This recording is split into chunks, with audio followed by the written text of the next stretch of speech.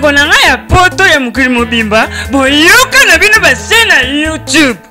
boyoka botala bomona bozwa eloko te po tunanga komba seni nini mwana ya Mama TV mwana ya Mama Mbote na bandi bansu ya mwana Mama TV esika bozwami pe merci na confiance et bozali kopesa biso les deux hommes sont ah pour nous le makametali développer ndenge boyebi na lakaki bino esenge tozonga poto lobela makametali développer pe makametali prise en charge kasi ya mopenza na banda mission et mon solo et tikana pesa mbote na ba bansu bazali ko soutenir biso on a na musika na moni couple Patrick Konjo pe mama Sandra Kilozo utamboka Canada kunza penza kota Québec est-ce que bazwami mbote na bino kuna na Canada est-ce que bazwami na libota mobimba pe en Amérique na moni bongo président Igo Membo il y a bongo président il y a communauté congolaise où ils ont mis à Lafayette Indiana na vice-président na papa René Kabangu bongo bazali ko bongo kokamba communauté congolaise où ils ont Lafayette Indiana pena Kalamazoo na pesimbote na président ya communauté congolaise de Kalamazoo na kombo ya ndeko Alain Sobelex na vice-président na ndeko Hervé Lupanadio bongo bazali bongo kamba communauté congolaise où ezali bongo na Kalamazoo plus précisément na état ya Michigan yeso bande ko bani ya Mama TV tolobaki te tokoya to lobela bino mama tali prise en charge kasi mbo penza esengeli boyeba ete édition session 2021 2022 yango ezali ko banda le 5 octobre oyo donc le 5 octobre oyo session ezali ko banda esengeli bobeta yango massivement pour ndenge tolobaka tozali na société ba congolais en particulier pe ba africain général tozala ebele na mboka aux États-Unis pour tozala force na mboka na biso toti donc tosenga na ba ebans bazana ba passeport na bango ba kende ko beta devil loterie partout bo beta ezali kambo ya chance ezali kambo te bako sabino pesa bo epozo tete devil loterie ezali kambo ya chance donc ba ebans bazana ba passeport na bango esengeli le 5 octobre au déjà bo banda ko tenter chance na bino bo beta na ibite ya to nzambe ko sunga ko sala ete bo zo mo ebele pote to ko ba mingi na mboka oyo to za mingi awo ko ba Nigérien baza mingi na mboka oyo to ngi ba Congolais to za mingi ana mboka oyo maintenant ils sala biso passe comme na bato ba cyber café bazolo ba pré ceux qui pré inscription mais non moi za puta munene pré inscription na développer za la raté bandeko poni biso ba Congolais to ko lingana te boy pré inscription za la raté développer zali oyo beti mbala moko ba les mêmes jours aux bêta batindi qui balancer dossier non ils étaient au pré-inscription futa mbongo pour la pré-inscription on est tout simplement qui moyibi alors biso toujours télé le bloc on a jusqu'à la dernière énergie parce que ça bien été déjà bazana passe et puis que ça passe les koloba ndeko et ça madame mingité mais tu peux ça conseil au bazana ba passeport na baba bo beta yango bo kene ko beta pour que nzambe asunga tozwa bozwa ebele pour tous ape belé na mboka oyo ce que passeport na yo validité nango esi esili ndeko kobeta te bakosa bino te mais ce qui passeport nous allons en cours de validité c'est-à-dire il faut expirer après peut-être 5 ans ou 4 ans 3 ans après on a kobeta mais ce que on a passeport pété kobeta pété na yasina émission to saki mbala sima mbala leki na lobaki que non ba banso ba beta ki sans ba passeport ba ki ba craser na bango zaki annulé et puis zaki bongo donc tu auras pour un conseil donc ceux qui ont un passeport ils allaient en cours de validité bêta G les 5 euros qui n'ont tenté chance et dans les 5 octobre qui n'ont les 3 novembre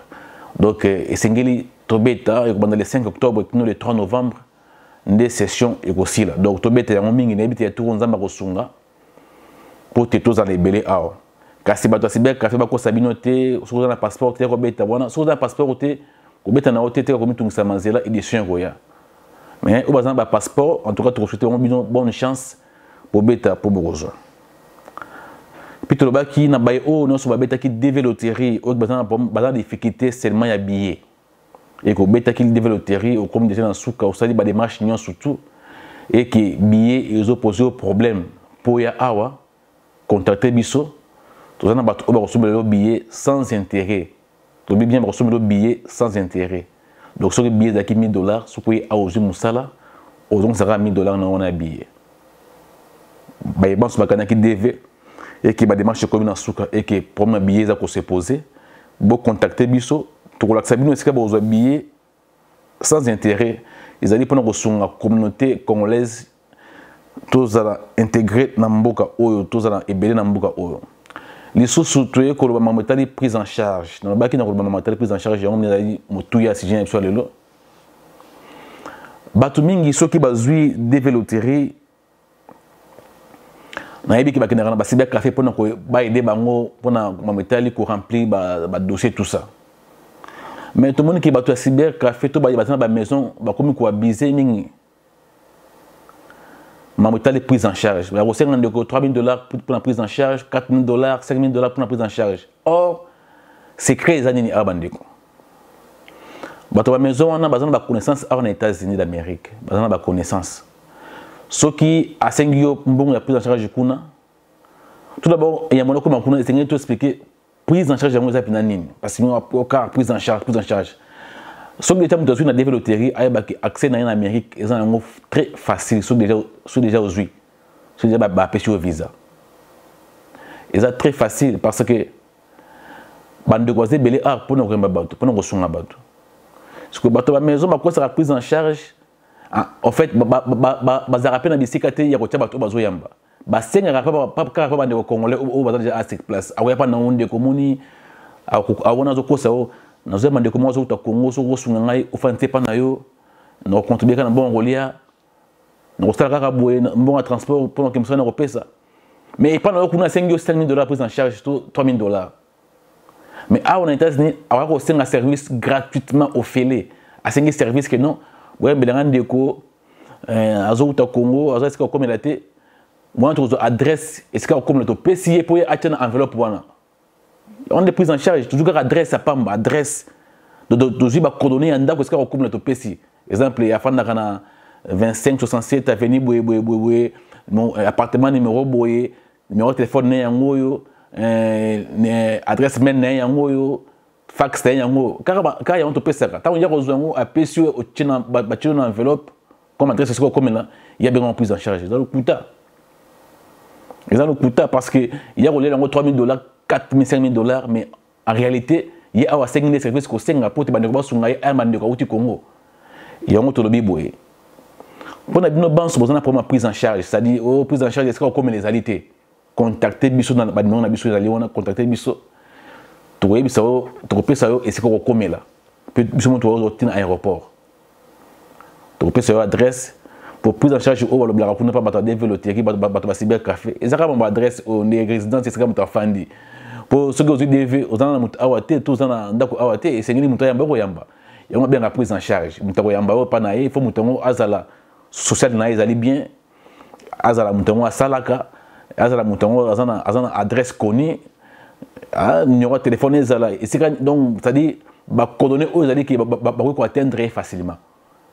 Et on va bien la prise en charge. Mais or bato ba cyber café, bato de la bon yo fele. Donc il y a un bon kuna ya sengi service a noter ndeko ya mbidanga mutu songo to pakala nazala na contribuer kana mbongo ya rolia na sala boye mais yekuna fili $5000 nde bloco to lingate to telemena ngoma makasi soko lingo ide mutu ide mais kolobate que non au sengi mbongo prise en charge en réalité yo awa ozana mda coûter au sengi des services pas mutu bon ezaki to côté il y a un autre bac qui moi les soldats me pousser autour qui pas na bino to sabino a été pour la prise en charge, bon tout ça maté. Ouais, bikazo qui développe qui nae, azana problème billet, azana problème. Et c'est là comme là, exacté adresse exacté pour bien la prise en charge. A contacter biso na numéro na biso et ko sala manango sans intérêt.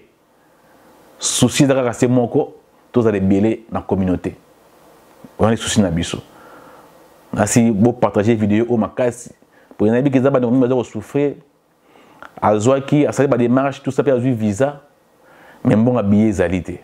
On a visa expiré, si y a des namboka, ils allaient mal monter. Ils ont tout le billet, tous alliés n'a pas autre contacté. Au bas de Sunga, bah pèse billet, bah au le billet, bah tindé lui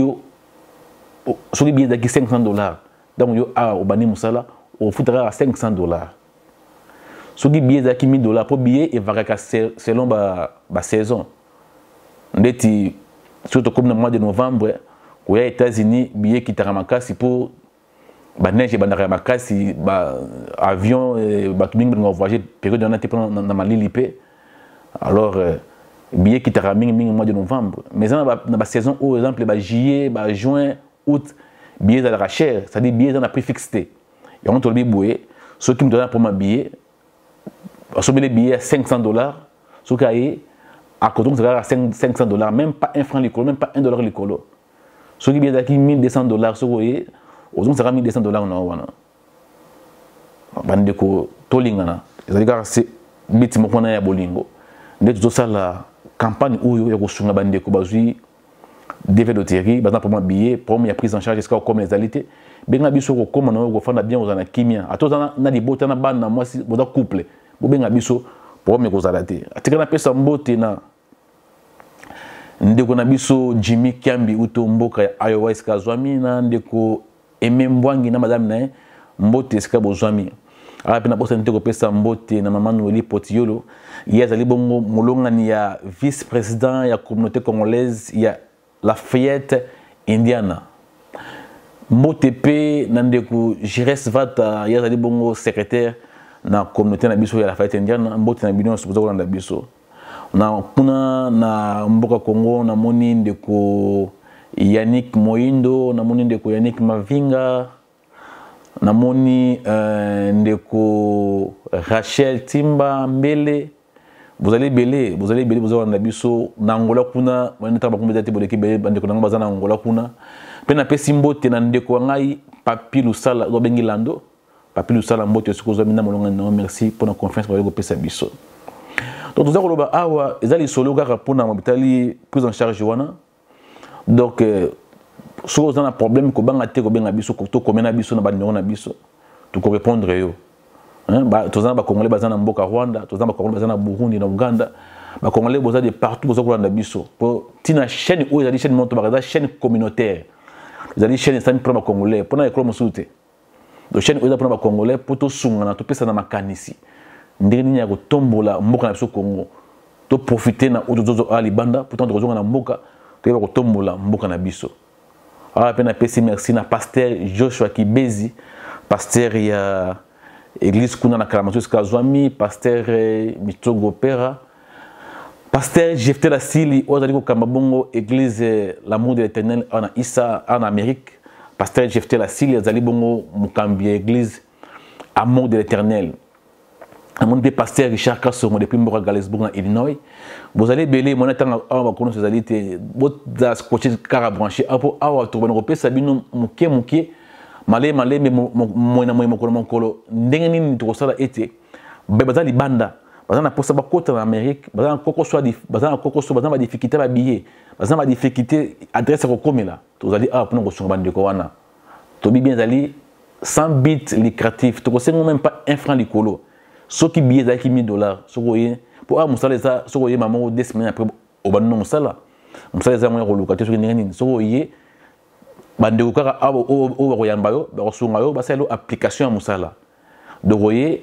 au sala application ya musala na yo ba sala yo dans 2 semaines to 3 semaines maximum au bandi musala so bandi musala mbongo na propose donc ça mbongo billet sur $1000 na si espace ka 3 semaines nyongo sili pour tikadi na okimia au sala ba projet na yo on nous susina biso donc pour aiso koma mingi na mbongo otozali na tozana na Lafayette Indiana eza ville ezali Lafayette état eza Indiana. So comme awa misale belé en tout cas misale belé awa so comme awa misale belé tozana Amazon tozana misala mususu IPC tozana ba misala ba crème tozana misala donc ba misale belé c'est ba sera mi tout kaizali so comme awa il faut comme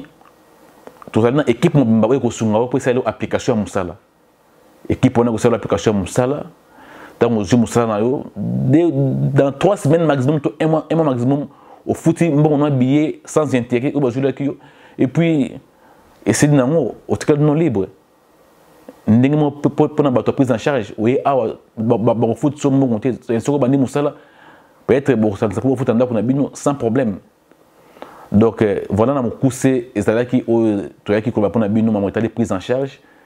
bande ko sibe café batiki web nombo ngapamba bande ko maison kuna ba sala commerce na bango na mitu na bino tozote mena makasi donc c'est besoin pour ma billet pour ma prise en charge bo benga biso na lingi ke na souvenir au s'abonner na chaîne oyo et puis bo partager ba vidéo na biso pour te et comme na ba communion tout ce que bazwami si cette émission ça s'appelle Sambote na Yemoko la première dame Imoro mère double Flemmène Mozeke na bosanité maman Kati Molongani ya papa Serge maman Kati Molongani ya papa Serge est-ce que vous avez mbote na yo mbote pe na maman Véro depuis Kalamazoo mbote na Elvis Vetene mobali Imoko bien mbote na Freddy Mbile mwana mbinza ya solo mokonzi angalie mandenge babenga ke pas présent Alain Sobelex bien ke mokonzi angalie donc maître Thierry molonga ne mama Exiluzolo mbote siko zami Congo Zaïk papa Willy molonga na Chantal mbote siko zami na bino banson tikate kimi ankolo ezala o mbote na bino to bonani mbala sima bye.